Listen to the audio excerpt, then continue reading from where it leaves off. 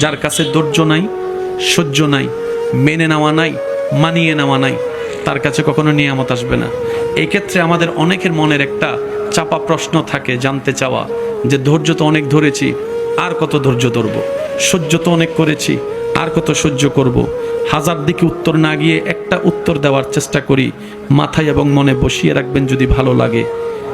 ধৈর্য ততক্ষণ ধরবো যতক্ষণ আমাদের রব খুশি না হয়। সুবহানাল্লাহ।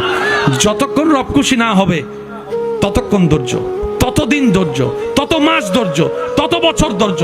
কারণ আল্লাহ তাআলা জানেন কখন নিয়ামত দিলে আমাদের জন্য ভালো হবে, এটা আল্লাহই ভালো জানে।